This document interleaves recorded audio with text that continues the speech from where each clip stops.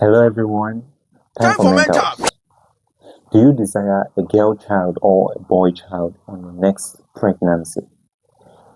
Today's video is dedicated to looking at the possibility of having either of the sexes depending on your choice. And I must apologize before we go in that you might fall apart with From me me, at the end of this video, but everything that we are looking at today strictly is for educational purposes.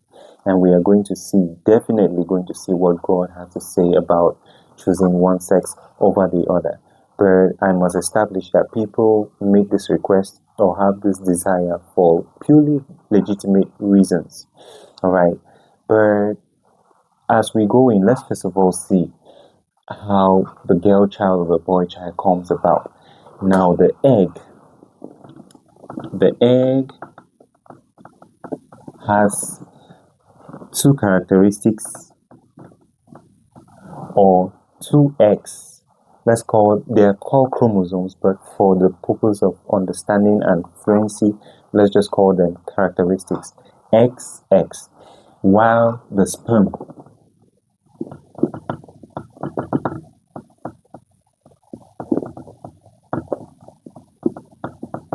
has XY. Now, the sperm comes from the man definitely, and the woman gives the eggs, the eggs which carry the characters XX. Now, when a man and a woman partners meet in sexual intercourse, the man gives either the X, and this X will definitely be met with an X because the woman has only X to give, and this would bring forth X, X, and this is a female. I don't know if you can see right down there, but this is exactly a girl child. Alright, so this is a girl child, the XX. But then, what if the man gives this time around a Y and the woman gives the usual X? This forms XY. This is a boy child.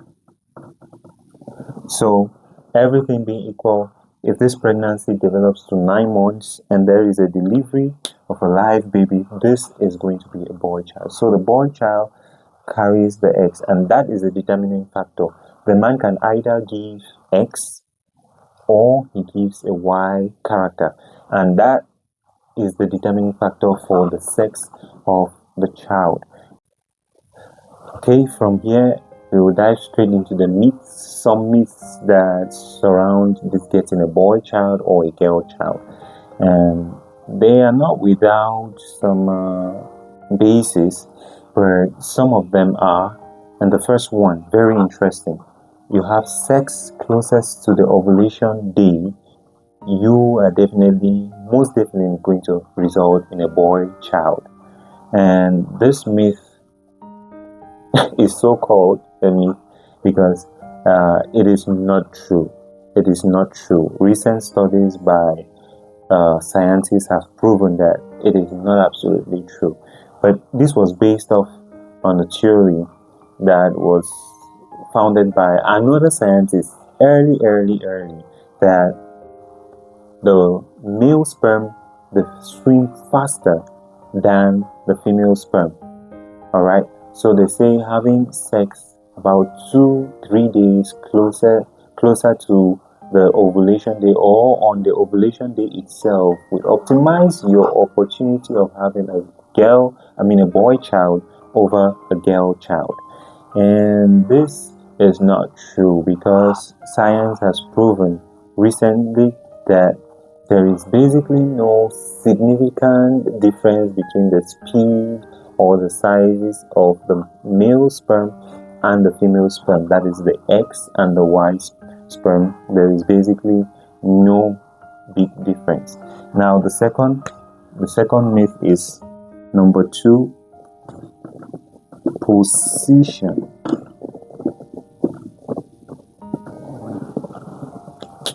And when I say position, I mean position during sexual intercourse.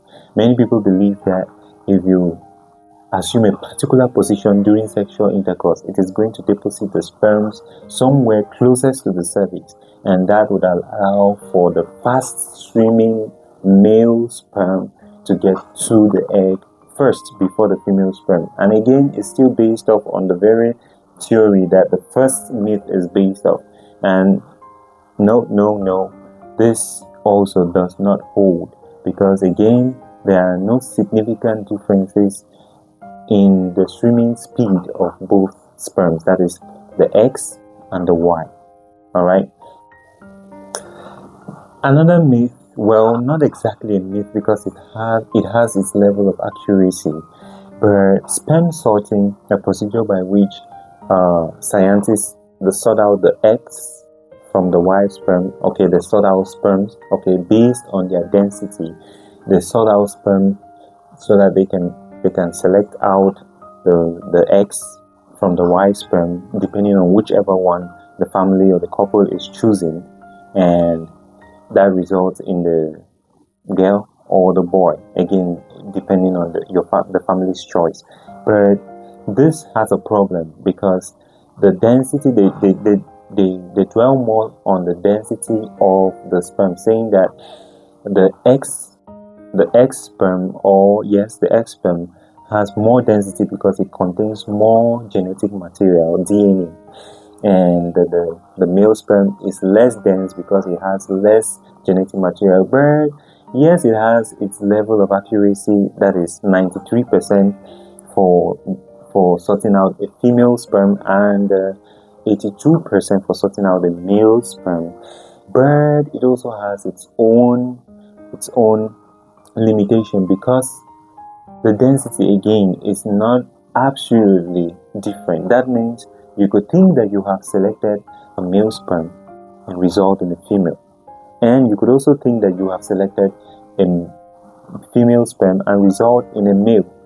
So then what do we do after swiping away all those myths? Is there anything that actually works? Yes. Alright, IVF plus PGT actually works with a 97 to 98% success rate or accuracy. And what is IVF? In vitro fertilization plus PGT, pre-implantation genetic testing. These are two procedures that are being put together to obtain this high level of accuracy, 97 to 98%. This is worth trying out. However, how is this done? Very briefly, the procedure happens by the egg house, that's the ovary, where the woman produces egg, is highly stimulated to produce so many eggs. The eggs are being produced, and then they are extracted from the woman by a surgical procedure, and they are mixed together with sperm. This mixture happens, and they are cultured, they're put in favorable conditions so that fertilization can happen. And after 5 days, a part of it is extracted, and a particular blastocyst, as it's called, cells are extracted from the blastocyst, and testing is done. Okay, testing is done to one of the criteria is to see if it is a boy or a girl child that can result from that particular cell or group of cells. And once it is determined that this is a boy child or a girl child, it's been implanted back into the woman, and she grows it, hopefully to full term. So this is very, very highly successful. But while this procedure is highly successful, there are a few things you should consider before taking on this procedure or these procedures, because they are two in one. First, it is very expensive, and limited access to facilities that can offer this option. And even when you are able to get that, it is very time consuming, so time consuming and very stressful. All right, and various governments, for various reasons, do not allow this. Okay, do not allow this till it is absolutely needed. It is absolutely needed, and the reasons are different for different countries. Okay, some don't even allow the practice of it. Others can allow the practice of it based on particular conditions that must be met. And so you should know what your government desires and what your health area or your health zone or your facility or your experts would advise, and what they practice, what they're allowed to practice and what they don't, so that you might know how to embark on this journey if that is your desire still. Personally, I would advise this. I know there are couples that are really, really in need of a particular sex. Probably they went in the first time, God blessed them with a girl child. The second time, a girl child. The third time, they were coming in full pump and still had a girl child. Not saying that a girl child is bad, okay? Because it's the same thing with boys. I mean, people have lined up boys to the fourth pregnancy, having a boy. And I met a couple that actually scored a twin gestation on their third pregnancy, and all of them were boys, making the fourth boy in the family. So they would definitely be like, okay, can we have a girl? So for various legitimate reasons, you might want to have a particular sex of your choice. But if I might advise you, whenever you are pregnant, if you are already pregnant, it might not be very advisable for you to want to know the sex of the child before delivery. I have worked with clients, and at delivery, I better appreciate them telling me this is the sex of the child, not me even telling them that, oh, you have a boy child, you have a girl child. Okay, so I deliver the client of the child, and I present the child to the client, and the client declares the sex of the child. That is when I think it is best to declare the sex of your child. And why is that? Many people have tried to find out the sex of their children or the child or the pregnancy early in pregnancy, and because they saw a sex that is not desired, they begin to cast dislike and disfavor for that child. Okay, so that child already begins to experience emotional detachment from the parents and the surroundings right from in there. And for some parents, they say, okay, well, this is a child, this is a gift from God. We are going to nurture this child, we are going to bring this child into the world, and we are going to train this child in the way of the Lord. Their families sometimes don't give them support. You have a woman who goes throughout a pregnancy and probably coming into delivery without external family support. You have just your husband. For those ones that have their husbands, sometimes the husbands can be like, I wanted this. Why are you always getting a boy child? Why are you always getting a girl child? Forgetting that the man is actually the one who gives the final say whether it is going to be an X or a Y, that is a boy or a girl. The man rather turns to blame it on the woman. Well, so that's my advice.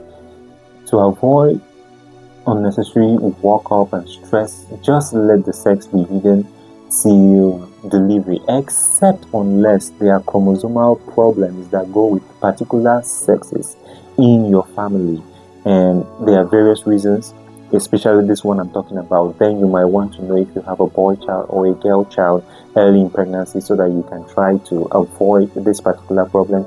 Aside those, please just get your child declared at birth. And this is again my opinion. I'm not imposing it on you. You have your choice. But then what does God say?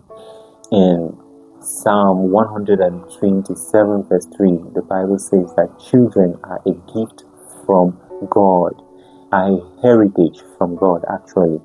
And this puts to mind that this is a blessing. Whether you have a boy or a girl child, God intended this child for a purpose.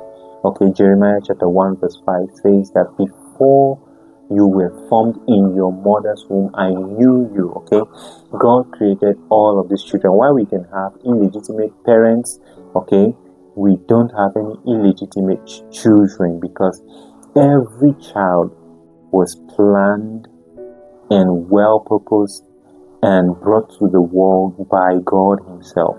He formed that child, He has a purpose for that child, and He definitely is taking that child somewhere that is going to bring glory to His name. So who are we to say otherwise, or to say against God's purpose for a particular child? Even in the womb, that is a human being, full-fledged, purposefully created for God's own reasons. Okay, so all we do is accept these children and nurture them. Of course, you don't want to have the whole place with children, but know that every child that God has given you is a blessing, and God has a program, a plan for that child.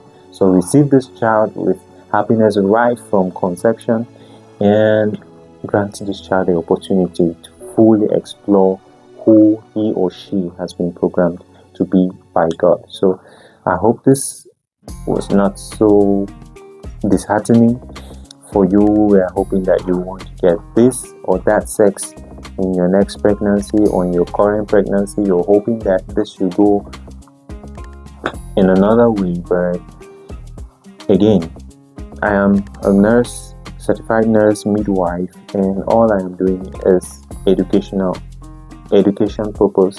And if you need further specialized information, you can get to me, or you can get to your specialist, and they shall guide you on your way to having a wonderful and a successful delivery. So if you have any comments, let me see them in the comment section.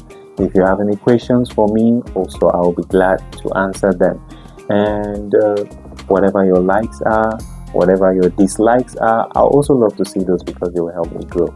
Thank you so much, and I look forward to seeing you in a subsequent video.